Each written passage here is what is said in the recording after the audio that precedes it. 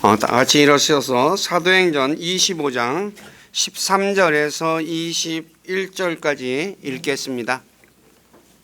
사도행전 25장 13절에서 21절입니다. 자, 한 절씩 읽겠습니다. 며칠 뒤에 아그리빠 왕과 버니게가 베스도에게 문안하러 가이사랴에 왔더라.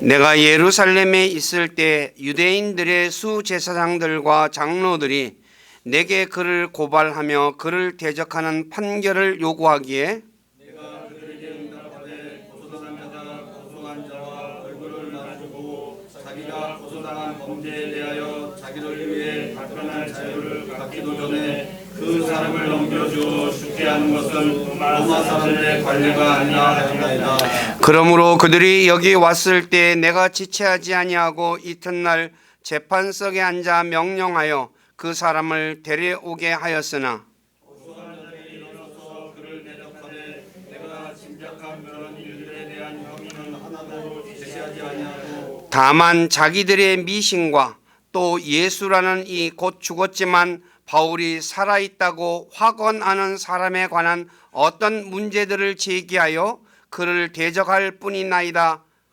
내가 이 같은 종류의 문제들의 의문을 품어서 그가 예루살렘에 가서 거기서 이 일들에 대하여 재판을 하고자 하는지 그에게 물었으나 바울이 청원하여 아우구스투스의 청문회 때까지 미루어 달라고 하므로 내가 그를 카이사르에게 보낼 때까지 그를 지키라고 명령하였나이다 하니. 아멘. 여기까지만 읽겠습니다. 잠깐 기도하고 말씀 전하겠습니다. 아버지 하나님 감사합니다. 11월 달 시작하는 첫 번째 주간 첫째 날 우리를 구원하시고 우리를 선한 길로 이끌어 주셔서 우리 하여금 주님 앞에 설 수 있도록 도와주시는 그 주님께 나와 찬양하며 예배할 때 예배를 드리러 이 자리에 모였습니다. 주님께서 이곳에 함께 하셔서 저희 예배 받으시고 기록된 말씀을 통해서 주님의 선한 뜻을 우리에게 가르쳐 주시고 배워서 우리가 바르게 알고 믿는 우리 교회 모두가 될 수 있도록 우리를 진리 가운데로 인도해 주시고 영광을 받으시옵소서. 특히 김정주 자매님 수술을 잘 마칠 수 있도록 도와주신 주님께 감사합니다.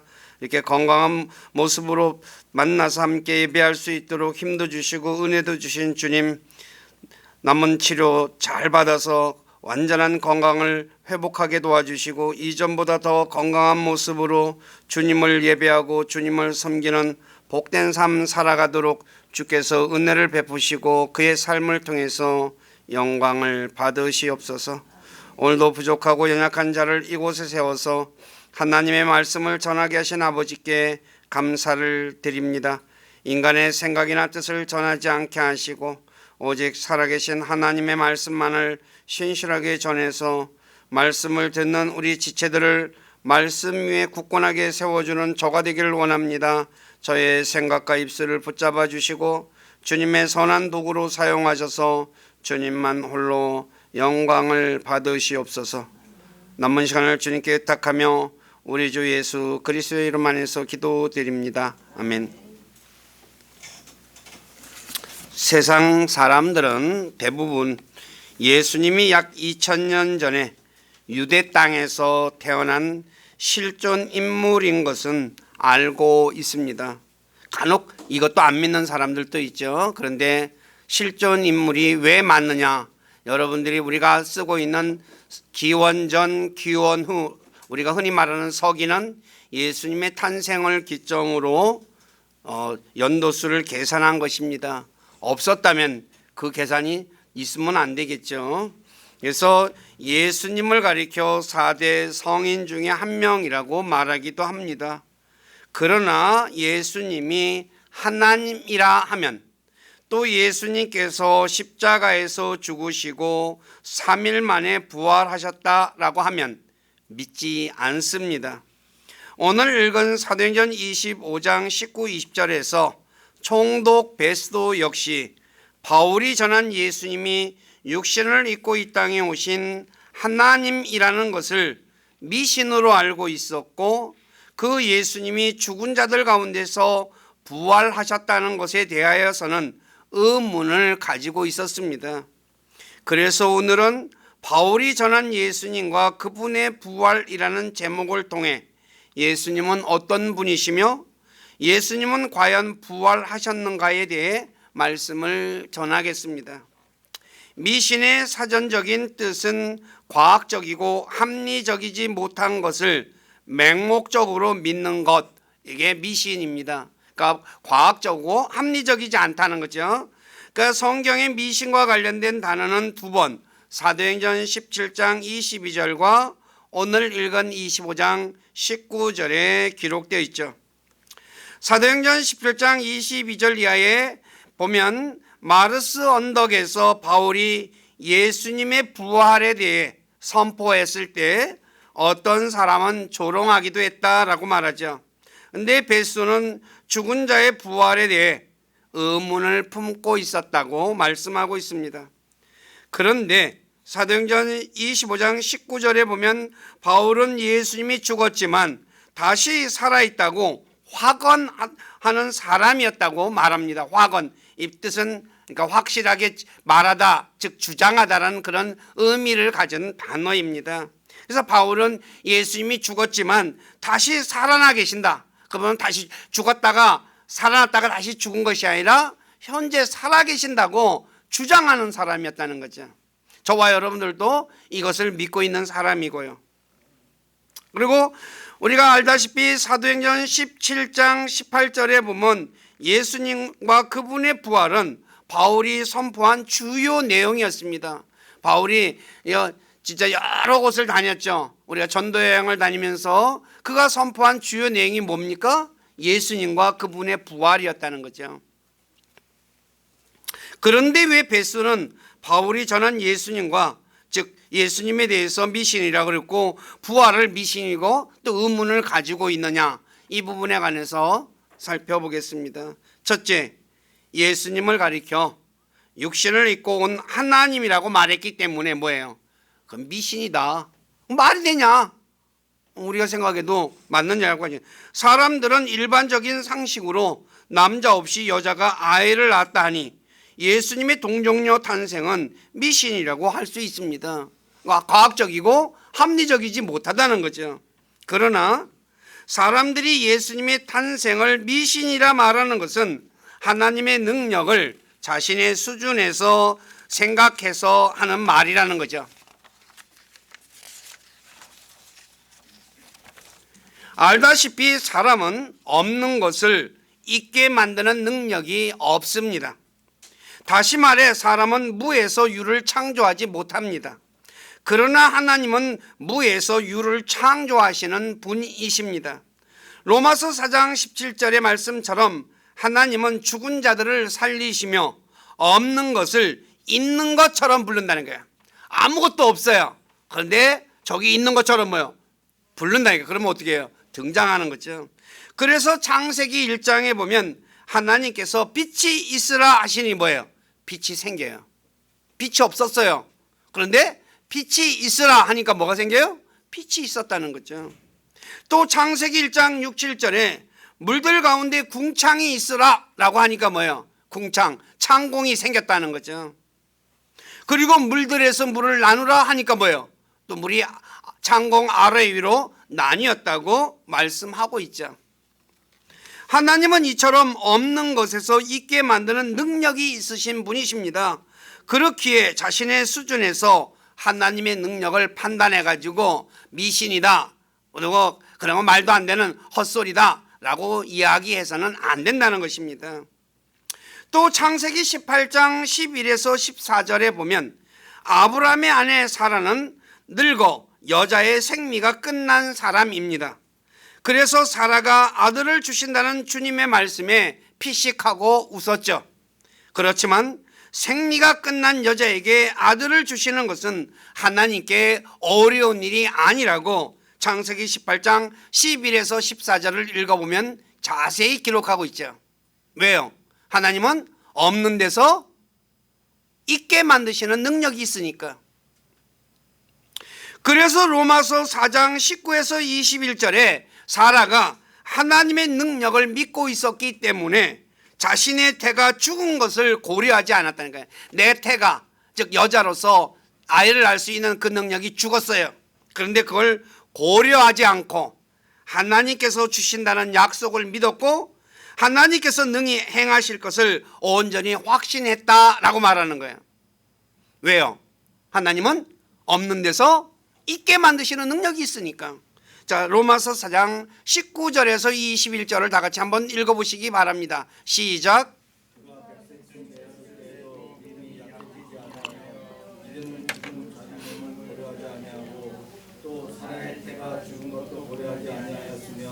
믿지 아니함으로써 하나님의 약속에 관하여 흔들리지 아니하고 오히려 믿음이 강해져서 하나님께 영광을 돌리며 그분께서 약속하신 것을 그분께서 또한 능히 이행하실 줄로 온전히 확신하였으니. 왜요? 하나님은 없는 데서 있게 만드시는, 그분이 자신에게 아이를 줄 수 있는 것은 뭐예요? 어려운 일이 아니라는 거죠. 그걸 믿었다는 거예요. 그러므로 자신의 권능으로 천지 만물을 창조하신 하나님께서 처녀 마리아의 몸을 빌려 태어나신 일은 하나님께 어려운 일이 아니라는 거죠. 무슨 말인지 이해 가십니까? 내 수준에서 우리가 항상 뭐예요? 사람들은 자기가 못하면 하나님도 못한다고 생각하는 거예요. 내가 할 수 없으면 하나님도 할 수 없다고 생각하는 거죠. 아니라는 거죠. 하나님은 우리하고 완전히 다르신 분이십니다. 그분의 능력은 진짜 무한대죠. 그렇기 때문에 그래서 처녀의 몸을 가지고 마리아의 몸을 빌려서 태어나신 것에 대해서 우리가 의문을 품을 이유가 하나도 없다는 거죠. 하나님의 능력을 알고 있는 바울은 빌립보서 2장 6, 8절에 예수님을 가리켜 하나님께서 사람의 모습과 모양으로 오셔서 십자가에서 죽으신 분이라고 말씀하는 거예요. 그리고 히브리서 1장 3절에서 예수님을 가리켜 하나님의 영광의 광채시며 그분 자체의 정확한 형상이다 라고 말하는 거죠. 왜 그렇게 말해요? 하나님께서 마리아의 몸을, 예수님은 하나님께서 마리아의 몸을 입고 이 땅에 오신 분이기 때문에 그렇게 표현하는 거죠. 그래서 오늘 우리가 암송한 디모데전서 3장 16절에서 예수님은 하나님께서 육체로 태어나신 분으로 논쟁의 여지가 없는 것이라는 거예요. 하나님의 권능을 저와 여러분들이 믿으면 논쟁할 대상이 될까요? 안 될까요? 안 된다는 거죠. 무슨 말인지 이해 가십니까? 하나님의 능력을 우리가 이걸 믿고 있다면 하나님께서 육신의 몸으로 이 땅에 오셔서 십자가에 죽으시는 것, 그거는 아무것도 아니라는 거죠. 세상 사람들 중에 하나님이 살아계신다는 것을 보여주면 믿겠다고 말하는 사람들이 있습니다. 혹시 여기 계신 분들 중에 그런 분이 있다면 바로 예수님을 보면 하나님을 보는 것입니다. 이것은 요한복음 14장 8에서 10절에 보면 빌립이 예수님에게 아버지를 보여달라고 하자, 하나님을 보여달라고 하자 예수님께서 나를 본 자는 아버지를 본 것이라는 말씀을 통해 예수님을 본 사람은 하나님 아버지를 보는 것입니다. 자, 이것은 한번 다 같이 읽어보시기 바랍니다. 요한복음 14장 8에서 10절 다 같이 시작.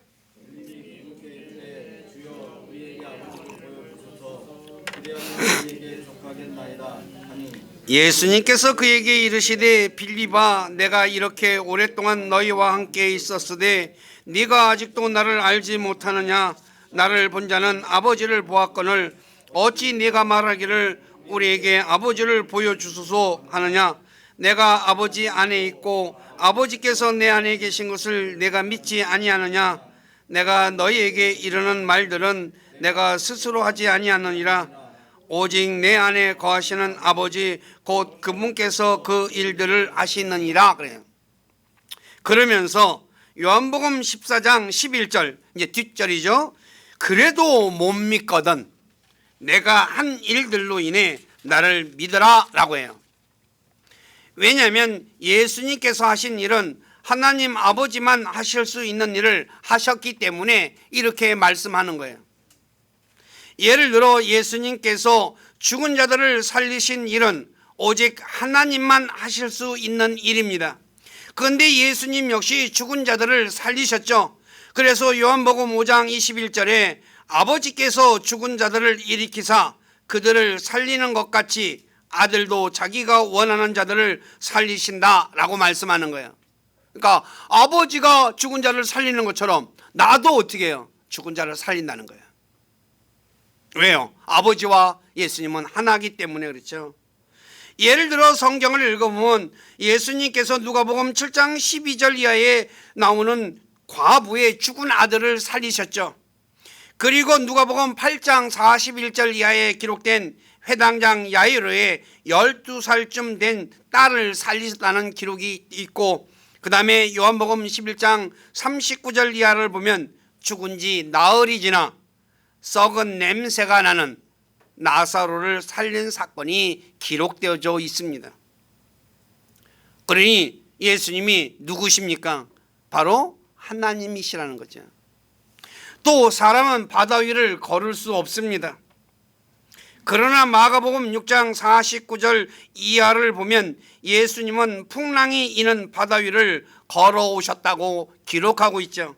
그래서 그것을 보고 걸어오는 예수님을 보고 제자들이 어떻게 했습니까? 그냥 놀랬죠. 그런데 예수님이 뭐라고 했습니까? 나니 두려워하지 마라 라고요. 예수님이 배 위로 오르자 풍랑이 그치고 잠잠했다 그래요. 그걸 본 제자들이 어떻게 해요? 너무 놀랬던 거예요. 어떻게 사람이 물 위를 걸을 수가 있어요? 그분이 하나님이시기 때문이에요. 또 오늘날 의학이 발달하여 눈먼 자의 눈을 눈 이식을 통해 보게 해줄 수 있습니다. 그러나 태어날 때부터 눈먼 자의 눈을 열어 보게 해줄 수는 없습니다. 그러나 예수님은 태어날 때부터 눈먼 자, 요한복음 9장에 기록된 자의 눈을 열어 볼 수 있게 해 주셨습니다. 그래서 눈먼 상태로 태어나 예수님께서 눈을 열어준 사람이 요한복음 9장 32에서 33절에 세상이 시작된 이래로 태어나면서부터 눈먼 사람의 눈을 어떤 사람이 열어줬다 하는 말을 아무도 듣지 못했다라고요. 태어나서 자기가 세상이 시작된 이래로 그런 소리를 들어본 적이 없다 이게. 근데 뭐예요? 내가 태어날 때 눈 멀었는데 내가 눈을 열어줬. 그분이 나를 눈을 열어줬다는 거예요. 그러니 누가 예수님이 제 사람입니까? 하나님이십니까? 그분은 죽은 자를 살리시는 하나님이시라는 것을 보여주는 거죠. 그러면서 뭐라고 합니까? 이 사람이 하나님에게서 오지 아니하였으면 아무 일도 할 수 없었다. 예수님께서 눈먼 자의 눈을 열어보게 해주신 일은 단 한 번만 하신 것이 아니라 여러 번 하셨어요. 그러니까 사람들이 어떻게 해요? 어떻게 한 번 속임수가 아니라는 거죠. 마태복음 15장 30절 이하에 보면 큰 무리가 다리 저는 자와 눈먼 자와 말 못하는 자와 불구자와 다른 많은 자들을 데리고 그분께 와서 그들을 예수님의 발 앞에 두매 그분께서 그들을 고쳐주시니 말 못하는 자가 말을 하며 불구자가 온전하게 되고 다리 저는 자가 걸으며 눈먼 자가 보는 것을 무리가 보고 놀라서 이스라엘의 하나님께 영광을 돌린다 그래요. 불구자, 걷지도 못하는 사람, 눈먼 자, 보지도 못하는 사람, 말도 못하는 사람 다 어떻게 했어요? 고쳐주셨어요. 이 일은 은밀하게 하신 것이 아니라 많은 사람이 보는 앞에서 했습니다. 예를 들어 마가복음 10장 46에서 52절에 보면 예수님께서 제자들과 함께 여리고로 가실 때 눈먼 바디메오가 예수님에게 소리를 내어 다윗의 자손 예수여 내게 국류를 베풀어 달라라고 외칩니다. 막 그러자 제자들이 뭐랍니까? 야 시끄러워 임마 조용해 하고 뭐라 그래요. 그런데 이 바디메오가 어떻게 합니까? 더 큰 소리로 다윗의 자손 예수여 내게 긍휼을 베풀어 주소서라고 외쳐요. 그래서 예수님께서 어떻게 해요? 그의 시력을 회복시켜 주셨다고 기록하고 있어요. 그러니 이 일이 은밀한 곳에서 이루어진 것입니까? 많은 사람이 보는 앞에서 이루어진 것입니까? 많은 사람이 보는 앞에서 이루어진 거예요. 예수님께서 어떻게 이런 일을 하실 수 있었을까요? 예수님 안에 아버지께서 계셔서 함께 하셨기 때문이죠. 다시 말해 예수님과 하나님 아버지는 하나이시기 때문에 이런 일들이 가능한 것입니다. 살펴보았듯이 예수님께서 행하신 일들을 통해 예수님은 하나님만이 하실 수 있는 일들을 행하심으로 자신이 하나님이신 것을 보여주신 것이에요. 그럼에도 세상 사람들 중에 예수님이 하나님이 아니라 사람이라고 주장하는 사람들이 있습니다. 우리 모두는 그런 사람들의 주장에 귀를 기울이지 마시기 바랍니다. 왜요? 그들은 자기 수준에서 예수님을 판단하기 때문에 그렇다는 거죠. 두 번째, 예수님의 부활입니다. 아까 살펴봤듯이 베드로는 이 예수님의 부활에 대해서 의문을 가지고 있어요. 죽은 자가 살아나 있다라는 것은. 네, 사도 바울은 이 예수님의 부활을 선포했다고 말씀을 드렸죠. 자, 다시 말해 자신이 다마스쿠스로 가던 중 부활하신 예수님을 만난 후 예수님께서 부활하신 것을 증거했습니다. 왜 바울은 예수님의 부활을 선포하고 증거했을까요? 첫째, 예수님의 부활은 예수님께서 죄 없으신 하나님의 아들이심, 즉 그리스도이심을, 하나님이심을 증거하기 때문에 그것을 선포한 것입니다. 로마서 1장 4절에 보면 거룩함의 영으로 죽은 자들로부터 부활하심으로써 하나님의 아들로 권능 있게 밝히 드러나셨느니라. 예수님이 부활은 바로 그분이 하나님의 아들 그리스도이신 것을 증거하는 것이라는 거죠. 만일 예수님께서 사람이고 죄인이라면 예수님이 부활할 수 없습니다. 왜냐하면 죄의 싹이 사망이기 때문에 예수님께서 죄인이라면 사망이 예수님을 결코 놓아줄 수 없습니다. 그러므로 죽은 사람이 다시 살아날 수 없는 것은 죽은 그들 모두가 죄인이기 때문입니다. 그러니까 세상 사람들이 다 죽어서 살아나지 못하는 이유는 뭐예요? 죄인이기 때문에. 그러나 예수님은 죄가 없으신 분이기 때문에 사도행전 2장 24절에서 사망이 예수님을 붙들 수 없었다라고 말하는 거예요. 예수님이 우리 죄를 지고 지옥으로 가셨어요. 죽으셨어요. 근데 그 사망이 예수님을 더 이상 못 붙잡는 건 뭐예요? 3일 동안 붙잡고 있었지만 못 붙잡고 있는 건 무슨 거예요? 죄가 없기 때문에. 근데 우리는 어떻게 해요? 만약에 죽으면, 만약에 저와 여러분들이 예수 그리스도를 믿지 않은 상태에서 죽으면 사망이 붙잡아요? 놔줘요? 못 놔줘요? 못 놔주는 거예요. 너는 안 돼. 딱 붙잡고 있는 거예요. 근데 예수님은 죄가 없기 때문에.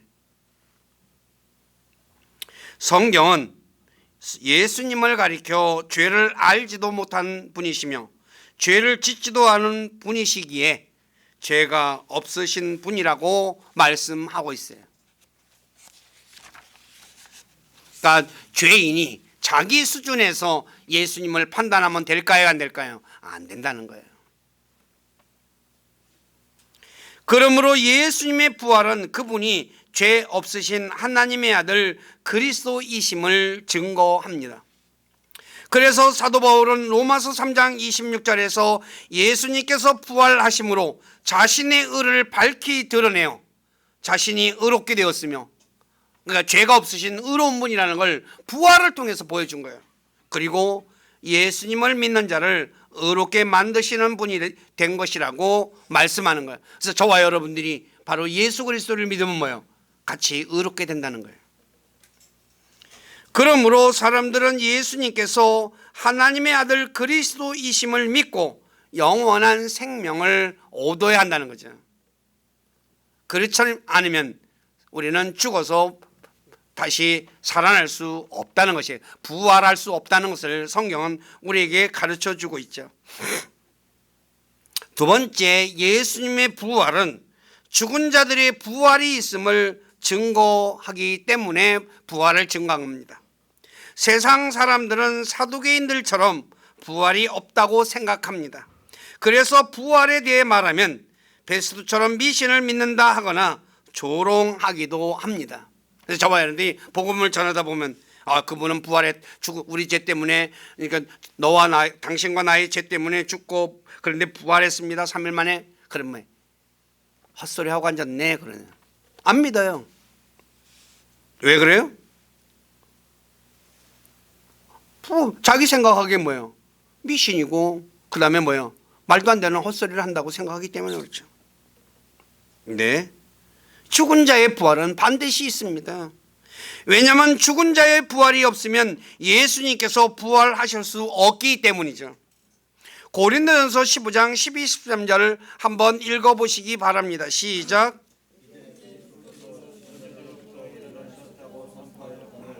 너희 가운데 어떤 자들은 죽은 자들의 부활이 없다고 말하느냐. 만일 죽은 자들의 부활이 없으면 그리스도께서 일어나지 아니하셨느냐. 네, 죽은 자의 부활이 없으면 예수님도 부활하실 이유가 없다는 거예요. 그러므로 예수님의 부활은 죽은 자들의 부활이 있음을 증거합니다. 그래서 바울은 예수님의 부활을 통해 죽은 자들의 부활이 있음을 사도행전 24장 15절에 선포했다는 것이죠. 만일 부활이 없다면 예수님이 다시 살아나지 못하셨고, 부활이 있다고 믿는 그리스도인들의 믿음은 헛것이며 그리스도인들의 구원도 헛것이며 죄 가운데 죽을 것입니다. 한마디로 저와 여러분들은 헛것을 믿는 사람들입니다.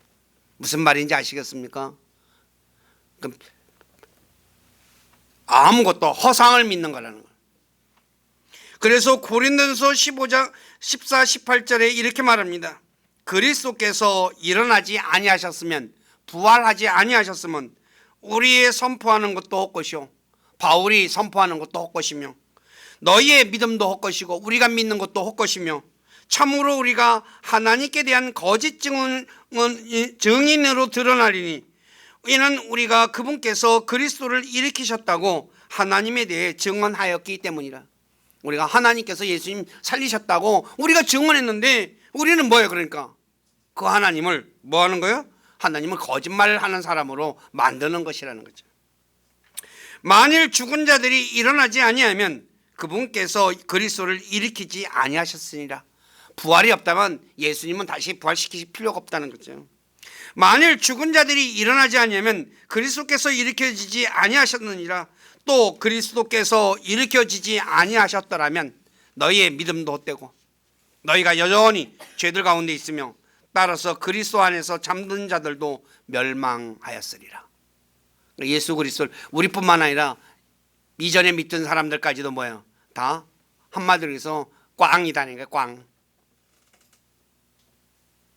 그렇지만 예수님은 부활하셨고 부활하신 많은 증거가 성경에 기록되어 있죠. 그 대표적인 내용이 고린도전서 15장 4에서 8절에 이렇게 말하고 있습니다. 예수님이 묻히셨다가 성경 기록대로 셋째 날에 다시 살아나시고 게바에게 보이시고 베드로에게 보이시고 다음에 12 제자에게 보이셨다는 것이니라. 그 뒤에 그분께서 500여 형제에게 한 번에 보이셨는데 그 중에 대다수는 지금 이때까지 남아있고 어떤 사람들은 잠들었느니라. 한 명에게 보이는 게 아니라 12명, 한 명에도 보이고 12명에도 나머지는 뭐예요? 한 번에는 500명이 넘는 사람들 앞에 부활한 모습을 다 보여주셨어요.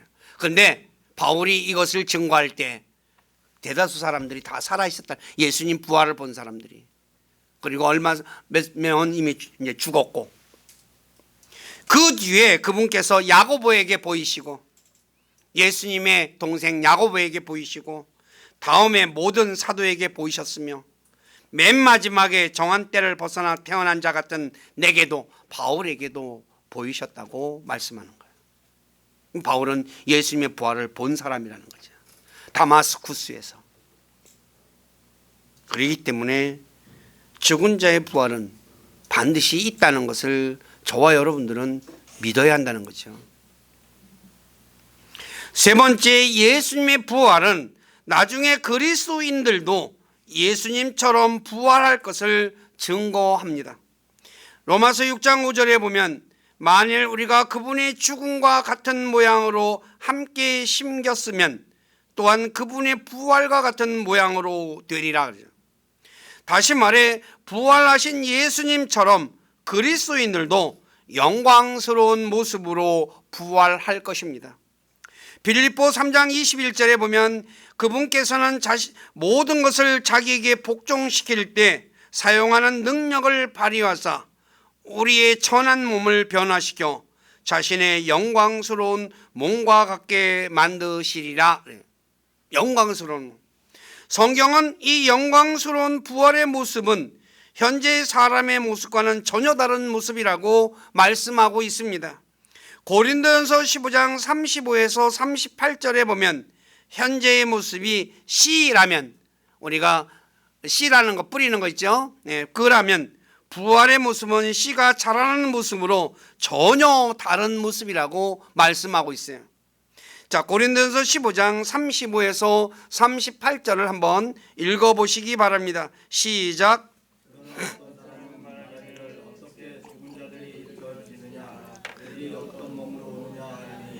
너 어리석은 자여, 내가 뿌리는 것이 죽지 아니하면 살아나지 못하고 또 내가 뿌리는 것으로 말하건대 내가 앞으로 있을 그 몸을 뿌리지 아니하고 밀이든 어떤 곡식이든 다만 맨 알갱이를 뿌리되 하나님께서 친히 기뻐하시는 대로 그것에게 몸을 주시며 또 모든 씨에게 그것 자체의 몸을 주시느니라. 자, 씨가 저거 우리 옥상에서 그냥 가만히 있으면 뭐예요? 우리가 먹다가만 과일도 버리고 막 이제 많이 버려요.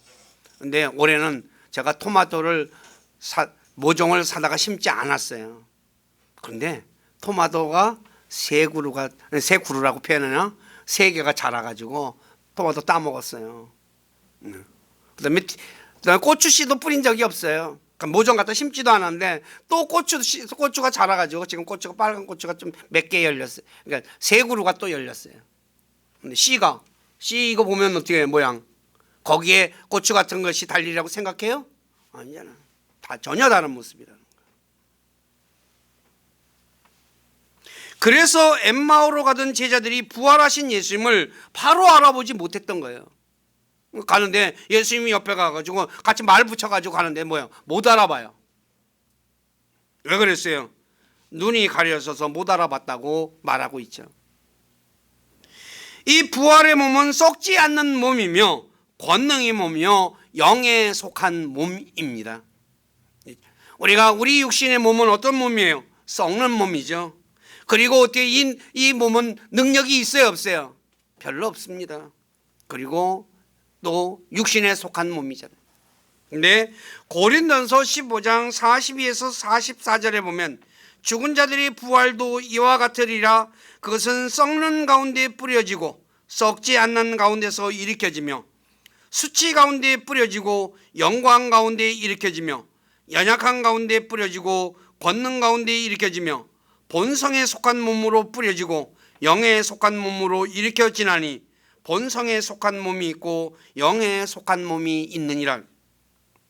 바울은 이 부활의 소망 가운데 살았다고 사도행전 24장 15절에 말씀하고 있어요. 의로운 자들의 부활은 예수 그리스도를 통해 죄 용서받은 사람의 부활이며 불의한 자들의 부활은 예수 그리스도를 믿지 않는 자들의 부활을 의미합니다.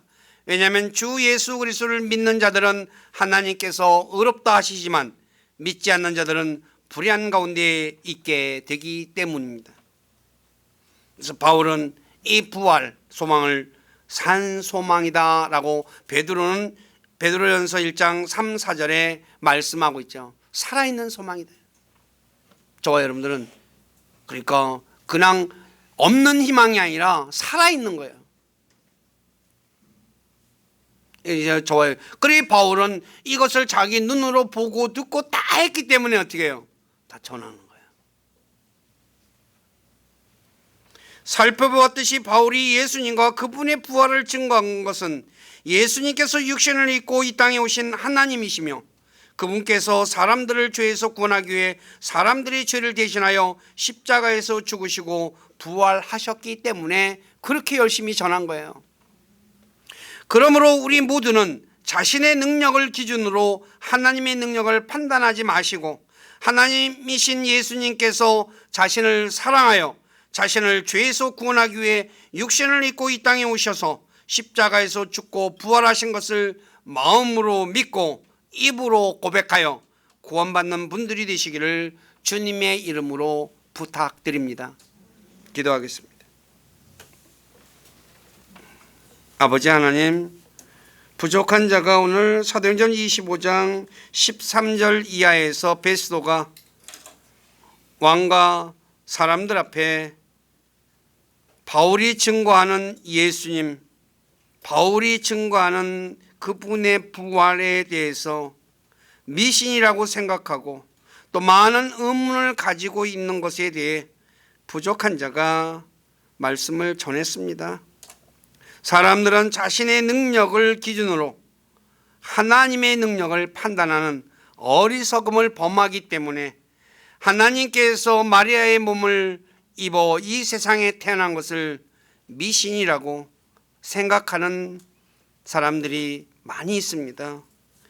또 죽은 자의 부활, 또 그 부활에 대해서도 많은 의문을 품고 있습니다.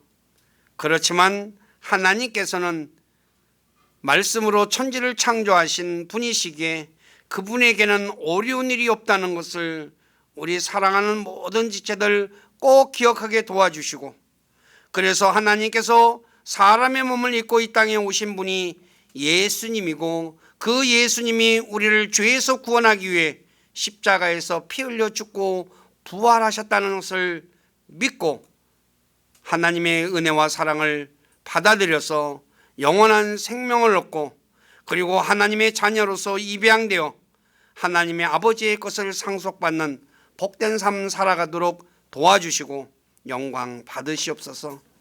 세상 사람들 중에 자칭 똑똑하다고 하는 사람들이 예수님이 하나님이신 것을 부정하고 부활을 부정하는 사람들이 있습니다. 그런 사람들의 말에 귀를 기울이는, 그래서 현혹당하는 어리석은 사람 단 한 사람도 없도록 주님께서 우리 사랑하는 지체들을 붙잡아 주시고 믿음 안에 굳게 쓸 수 있도록 도와주시고 영광을 받으시옵소서. 저희들의 삶을 주님께 부탁하며 우리 주 예수 그리스도 이름 안에서 기도드립니다. 아멘.